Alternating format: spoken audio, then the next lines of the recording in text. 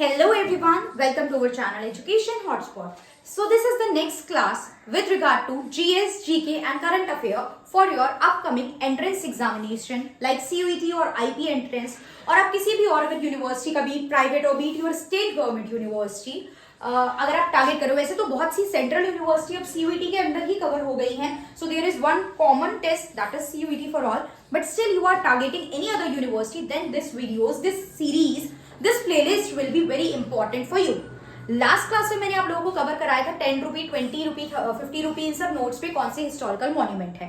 अपनी मर्जी से कोई भी टॉपिक पिक नहीं कर रही हूँ. I am like explaining only those topic जिनसे क्वेश्चन बन रहे हैं. CUET में भी बेस में CUET को रख रही हूँ, बट इट विल कवर और टारगेट ऑल द टॉपिक्स. ये सारे टॉपिक्स को कवर करके चलेगा. बाद में कुछ क्लासेस हम लोग कवर अप कर लें. अभी तो आप लोग बोर्ड एग्जाम में भी बिजी होंगे, तो आई डोंट थिंक कि बहुत सारा बच्चा अभी ये सब चीजें देख रहा होगा. बट स्टिल आप लोग की बोर्ड एग्जाम से फ्री होते ही हम लोग बहुत सारी मॉक टेस्ट भी कवर करेंगे, जिसमें मैं PYQs कवर कराऊंगी, जिसमें आप लोग देखोगे कि डायरेक्टली इसी तरीके से ये क्वेश्चन हमसे पूछे गए हैं. यू विल सी कि इसी तरीके से डायरेक्ट क्वेश्चन आपके एग्जाम में आए हैं. तो आज की क्लास का जो हमारा टॉपिक है दैट इज रिवोल्ट ऑफ 1857. अच्छा, अपनी हिस्ट्री में आप लोगों ने ये पढ़ा होगा, बहुत अच्छे से नहीं भी याद होगा कुछ बच्चों को, डोंट वरी अबाउट दैट. यहाँ पे कोई सब्जेक्टिव पेपर तो नहीं है कि रिवोल्ट के कारण आपसे पूछेगा. पॉलिटिकल कॉजेस भी थे, इकोनॉमिक कॉजेस भी थे, सडन इमीडिएट कॉजेस भी था, रिलीजियस रीजन भी थे, but that won't come in your examination. तो मैं उसकी लिस्ट नहीं बना रही हूँ. बहुत सी जगह पे एक्सप्लेन कर रखा होगा, लिखा हुआ होगा, नॉट एट ऑल रिक्वायर्ड. एक बेसिक सी चीज जो आप जानेंगे, there is a word revolt and then there is a word revolution. क्या डिफरेंस है इन वर्ड्स में? Are they similar? जैसे हम यूज करते हैं green revolution, Russian revolution, French revolution, जहां से आपके वर्ड आए थे. देखो ये क्वेश्चन भी आ जाता है, थोड़ा सा मैं बता देती हूँ, एक्स्ट्रा इस टॉपिक से रिलेटेड नहीं है, बट फ्रेंच रिवोल्यूशन पूछे तो फ्रेंच रिवोल्यूशन से हमने यहाँ पे 3 वर्ड डिराइव किए थे, that is liberty, equality and fraternity, जिसे हमने अपने इंडियन कॉन्स्टिट्यूशन में अडॉप्ट भी कर लिया है. आज की डेट में ये जो वर्ड हैं ये हमारे कॉन्स्टिट्यूशन में लिखे हुए हैं. तो अगर पूछा जाए कि हमने कौन सी कंट्री से इनको अडॉप्ट करा, तो फ्रेंच रिवोल्यूशन के बाद ये वर्ड आ गए थे और वहां से पूरे वर्ल्ड में धीरे धीरे करके पॉपुलर हो रहे थे. Okay, let's come back to the topic. Revolt and revolution में डिफरेंस ये है, आप किसी चीज के अगेंस्ट हो, आपने एक मूवमेंट लीड करा, अपना पोजीशन शो करा, अगर वो सक्सेसफुल हो गया, like I want Britisher to go out of India for example, तो अगर वो सक्सेसफुल हो गया दैट बिकम रिवोल्यूशन. बट अगर वो सक्सेसफुल नहीं हुआ, वो आपका जो रिबेलियन था वो फेल हो जाए इन केस, लेकिन हाँ आपने अपोज किया, आपने एक फाइट लड़ी, सक्सेसफुल नहीं हुए, that is a different thing, but वो क्या बन जाएगा? वो रिवोल्ट बन जाएगा. अगर वहां पे आपका पॉजिटिव रिजल्ट आ गया, आप सक्सेसफुल हो गए, तो वो रिवोल्यूशन बन जाएगा ना. अब रिवोल्ट ऑफ 1857 को सिपॉय म्यूटिनी भी बोला जाता है, प्लस इसको बोला जाता है फर्स्ट वॉर ऑफ इंडिपेंडेंस. इसको फर्स्ट वॉर ऑफ इंडिपेंडेंस भी बोला जाता है. आजादी के लिए लड़ी गई पहली लड़ाई, ये इसे बोला था VD सावरकर ने. सो रिवोल्ट ऑफ 1857 को फर्स्ट वॉर ऑफ इंडिपेंडेंस भी बोला जाता है, जो किसने बोला था? VD सावरकर ने. आए हुए क्वेश्चन बता रही हूँ वही चीज. सिपॉय म्यूटिनी किसको बोला जाता है? रिवोल्ट ऑफ 1857 को. क्या ये सक्सेसफुल रहा था? नहीं रहा था. अच्छा, बहुत से लोगों ने तो इस बात को सपोर्ट किया कि आजादी के लिए लड़ी जाने वाली पहली लड़ाई थी, लेकिन बहुत से लोगों ने इसके अगेंस्ट भी बातें की. क्यों? Because people are not fighting कि इंडिया को इंडिपेंडेंस मिल जाए. लोग इसलिए नहीं लड़ रहे थे कि भारत को आजाद कराना है, भारत से ब्रिटिशर को भेजना है. सबके अपने अपने अलग, हर ग्रुप के, हर एरिया के लीडर के अपने अलग अलग रीजन थे ब्रिटिशर को बाहर निकालने के, जिसमें से एक इमीडिएट कॉज जो था वो रिलीजियस भी था. इकोनॉमिकली वो आपको सप्रेस कर रहे थे, वो आपके रिलीजन में बहुत ज्यादा घुस रहे थे. जैसे सती प्रथा बैन कर दी थी तो आप ऑफेंड हो गए थे, हालांकि सही चीज बैन करी थी, दैट इज डिफरेंट थिंग. उसके बाद वो आपके रिलीजियस जो अफेयर्स थे उनको कंट्रोल करने लग गए थे. प्लस यहाँ पे एक चीज जैसे कहते हैं, बहुत लोग कहते हैं कि वो रूमर था एंड बहुत लोग कहते हैं दैट वाज रियलिटी, कि आपकी एक इनके जो आर्मी थी वहां पे एक नई काइंड ऑफ गन इंट्रोड्यूस हुई थी. पहले वाली में टाइम बहुत ज्यादा लगता था, तो यहाँ पे ये हुआ कि आप जब उसमें कार्टेज फिल करते हो, कार्टेज के लिए आपको उसको माउथ से खोलना पड़ेगा, एंड जो चीज आप माउथ से ओपन कर रहे हो, बोला जाता था कि उसमें काउ एंड पिग का स्लॉटर है. एंड काउ एंड पिग का स्लॉटर जब आप बोल रहे हो, तो that is the problematic thing for Hindu as well as Muslim. अभी तो वी आर, मतलब अभी तो हम कनेक्टेड है ना, अभी तो हमारे बीच में कोई प्रॉब्लम ही नहीं है. अभी तो इंडिया में आप लोग टुगेदर होके एज अ होल यहाँ पे रिलेटेड हो एक दूसरे से.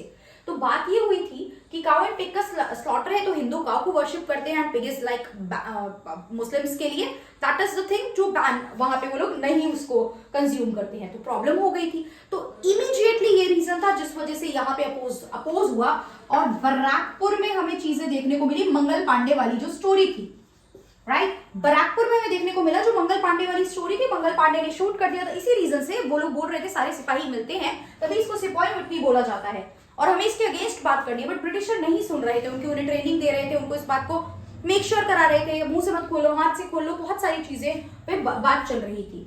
तो बैरकपुर में हुआ। लेकिन अगर आपसे पूछा जाए कि 1857 रिवोल्ट का स्टार्टिंग पॉइंट क्या है, तो it was not Barrackpore, it was Meerut. क्यों मेरठ को बोला जाता है? अच्छा, मेरठ से पहले बैरकपुर वगैरह में भी ये सब चीजें हुई, बट वहां पे उसको सप्रेस कर दिया गया, वहां पे उनको सिपाहियों को पनिश करके, सजा देके, मार के वहां पे उस मूवमेंट को दबाया गया। बट क्या हुआ, मेरठ में जब ये मूवमेंट पहुंचा तो मेरठ से सीधा लोग इसको लेके चले गए दिल्ली। दिल्ली में उस समय थे मुगल रूलर। मुगल रूलर कौन थे? Last Mughal ruler I will say that is Bahadur Shah Zafar. तो लोग लेके गए और लोगों ने बोला आप इस मूवमेंट को लीड करो, हमारे पास कोई लीडर नहीं है, आप लीडर बनो, हम एक ब्रिटिशर के अगेंस्ट ही फाइट कर रहे हैं। तो बहादुर शाह जफर ऑल्दो बहुत एज हो चुकी थी इनकी इस समय पे, लेकिन इन्हें ये बताया गया कि भाई अगर आप ऐसा करते हो और हम सक्सेसफुल हो जाते हैं तो आप देखो इतने साल का जो ब्रिटिश हमारे ऊपर कॉलोनिज्म चल रहा है, आप उसको बाहर हटाने में सक्सेसफुल हो जाओगे और फिर से एक बार मुगल एम्पायर का परचम यहाँ पे लहरा जाएगा पूरे इंडिया में। तो that's why he got agreed to this, but हमें पता है कि सक्सेसफुल नहीं रहा। बहुत सारी जगह अलग अलग लीडर लड़ रहे थे, अभी मैं लीडर की लिस्ट भी बताऊंगी, लीडर की लिस्ट से भी क्वेश्चन आ सकता है।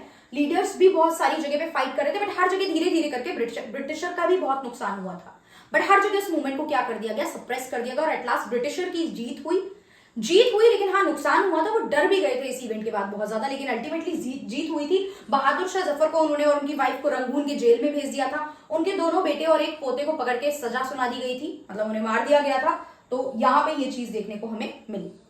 स्टार्टिंग पॉइंट मेरठ, सिपाही म्यूटिनी भी बोला जाता है, फर्स्ट वॉर ऑफ इंडिपेंडेंस भी इसे ही बोला जाता है। अगर पूछा जाए फर्स्ट वॉर ऑफ इंडिपेंडेंस किसने बोला, first war of independence VD Savarkar ने। क्या ये सक्सेसफुल था? नहीं था। अब सक्सेसफुल नहीं था ना, लेकिन ब्रिटिशर ने क्या करा, जैसे ही ये सब चीजें हुई, ब्रिटिशर अगले ही साल एक एक्ट ले आए थे, that is government of India act 1858। अगले ही साल ये हो गया, लड़ाई लड़ी, बहुत नुकसान झेला, सब कुछ चीजें हुई। अगले साल एक एक्ट ले आए, गवर्नमेंट ऑफ इंडिया एक्ट 1858, जिसके चलते उन्होंने क्या करा, जिसके चलते उन्होंने पहली चीज तो ये कर दी कि जो गवर्नर जनरल ऑफ इंडिया की पोस्ट होती थी, पहले पोस्ट होती थी 57 से पहले गवर्नर जनरल ऑफ इंडिया, अब उन्होंने बोला कि इस पोस्ट को हम कर रहे हैं वाइसराय।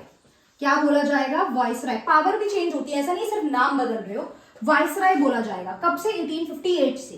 तो जो पहले वाइसराय बने थे, क्वेश्चन आ जाता है एग्जाम में, कौन थे वो थे लॉर्ड कैनिंग। पहले वाइसराय कौन थे? Lord Canning. याद रखना बिल्कुल, पहले वाइसराय कौन थे? Lord Canning. और क्या किया, ईस्ट इंडिया कंपनी के पावर, उनकी फंक्शनिंग को पूरी तरीके से निल करा और इस्टेब्लिश कर दिया क्राउन रूल, कि अब सीधा सीधा जो भी यहाँ पे इंडिया में अफेयर्स हो रहे हैं उसकी रिपोर्टिंग सीधा किंग या क्वीन को होगी। क्राउन रूल लग चुका है, ईस्ट इंडिया कंपनी के सारे पॉलिटिकल और इकोनॉमिक अफेयर सब बिल्कुल जीरो है, क्राउन रूल होगा। ये वाइसराय सीधा किसको रिपोर्ट करेंगे? क्राउन यानी किंग एंड क्वीन, जो भी क्राउन पे उस समय पे होंगे। So this is the thing. इसके कॉन्सिक्वेंस में क्या आया, ये एक्ट। आपसे पूछे क्राउन रूल किस एक्ट से स्टैब्लिश किया गया, तो गवर्नमेंट ऑफ इंडिया एक्ट 1858 से। वाइसराय की पोस्ट कब आई? गवर्नमेंट ऑफ इंडिया एक्ट 1858 से। पहले वाइसराय कौन बने? लॉर्ड कैनिंग बने। अब लीडर्स देखते हैं ध्यान से। लीडर्स के नाम मैं आपको बताती हूँ, कुछ कुछ जगहों के लीडर इंपॉर्टेंट है, ऐसा बहुत सारा है, बट सारा हमारे लिए इंपॉर्टेंट नहीं है। अब कुछ लीडर तो आपको बहुत अच्छे से याद होंगे, जैसे झांसी सबको पता होगा। झांसी से हमारे पास कौन है? मणिकर्णिका यानी रानी लक्ष्मीबाई जो है वो लीडर है, रानी लक्ष्मीबाई लीडर है झांसी से। दिल्ली से मैं बात करूं तो दिल्ली से अभी मैंने बताया बहादुर शाह जफर, लेकिन इनके एक मेजर पर्सन थे, ये तो थे ही थे, इनके साथ आपको एक और नाम याद रखना है दिल्ली में, दैट इज जनरल भक्त खान। मेजरली चीजों को यही मैनेज कर रहे थे, तो आपको इनका नाम भी ध्यान रखना है। डन। कानपुर से अगर मैं बात करूं, कानपुर से जो लीडर थे वो थे नाना साहेब एंड तात्या टोपे। नाना साहिब एंड तात्या टोपे। तात्या टोपे एक जगह और देख रहे थे इस इवेंट को, दैट इज ग्वालियर। जब रानी लक्ष्मीबाई बच के भाग के गई थी ब्रिटिशर से, जब सिचुएशन अटैक वाली हो गई थी, तो कहां पे रानी लक्ष्मीबाई इन लोगों के साथ थी, तात्या टोपे के साथ? ग्वालियर के फोर्ट में। तो ग्वालियर भी यहाँ पे एक पार्ट है। फिर अगर मैं बात करूं आपकी बनारस की, तो बनारस में उस समय पे कौन था? बनारस में थी बेगम हजरत महल। बेगम हजरत महल। बिहार एंड अवध की बात करूं, बिहार एंड अवध, अच्छा मैचिंग में भी आ सकता है ये क्वेश्चन। मैंने बोला है ना सीयूईटी का फेवरेट पैटर्न एक मैचिंग भी बन चुका है, तो ये सब मैचिंग में भी पूछ सकता है एक ही क्वेश्चन में। बिहार एंड अवध से जो लीडर थे वो थे कुंवर सिंह, एंड देन इलाहाबाद से हमारे पास थे, इलाहाबाद से हमारे पास थे मौलवी लियाकत अली। मौलवी लियाकत अली। इतने नाम आपको याद रखने हैं, डायरेक्ट पूछे या मैचिंग पूछे। डायरेक्ट भी पूछ सकता है, 4 ऑप्शन देगा, या फिर मैचिंग भी दे सकता है लेफ्ट राइट लिख के। झांसी रानी लक्ष्मीबाई, दिल्ली बहादुर Shah Zafar and general Bakht Khan, Kanpur Nana Sahib and Tatya Tope. In case Gwalior पूछे देन तात्या टोपे, बनारस बेगम हजरत महल, बिहार एंड अवध कुंवर सिंह, इलाहाबाद में मौलवी लियाकत अली। डन, मैचिंग भी आ सकती है। तो आई होप क्या क्या क्वेश्चन आ सकते हैं ये आपको क्लियर हो गया है। This is all about 1857 revolt. कहानियां बहुत कुछ हो सकती है, कारण आपको डिटेल में पढ़ाया जा सकती है, political, economic, religious, other important ही नहीं है। अगर इतना मतलब एसएसटी वाला पार्ट होता, सब्जेक्टिव पेपर होता, तो मैं बहुत फोकस डालती, बहुत सारी कहानी इसकी 3-4 पेज आपको लिख के देती। नॉट एट ऑल रिक्वायर्ड, इससे बाहर कुछ भी नहीं आएगा 1857 रिवोल्ट के बाहर। डन। इसी तरीके से मैं आपको गांधी जी और रविन्द्रनाथ टैगोर, इस सब तरीके के टॉपिक भी आप लोगों को कवर कराऊंगी, so please don't worry about that. वही चीजें हम पढ़ेंगे जो एग्जाम में बहुत ज्यादा पूछी जा रही है, एंड ट्रस्ट मी सीरीज को करने के बाद आप लोग मैक्सिमम क्वेश्चन अपने एग्जाम में कर पाओगे। क्लियर? देखते रहिए वीडियोस को, पसंद आ रही है तो share it with your friends. आप अपने क्लासमेट्स के साथ, जो फ्रेंड नहीं है, फ्रेंड्स लिमिटेड होते हैं, क्लास बहुत बड़ी होती है हमारी, क्लासमेट्स के साथ, अपने स्ट्रीम के लोगों के साथ, दूसरी स्ट्रीम के लोगों के साथ भी इस वीडियो को शेयर कीजिए, सो दैट ज्यादा से ज्यादा बच्चे जुड़ सके। This is a free initiative for all of you. और इसके बाद हम लोग इसके एमसीक्यू भी फ्री इनिशिएटिव में क्लास में आपके एग्जाम्स के बाद सॉल्व करा करेंगे। जितने ज्यादा स्टूडेंट उतना ज्यादा एक इंटरेस्ट और इंटरेक्शन रहेगा, तो उसमें आपका भी बेनिफिट रहेगा चीजों को लेके, एंड मुझे भी थोड़ी मोटिवेशन मिलेगी to create more question, to create more lecture, और ज्यादा बड़ी वीडियोस बना के हम इसको कवर अप कर सके। So that's all for this class and this topic. Thank you everyone.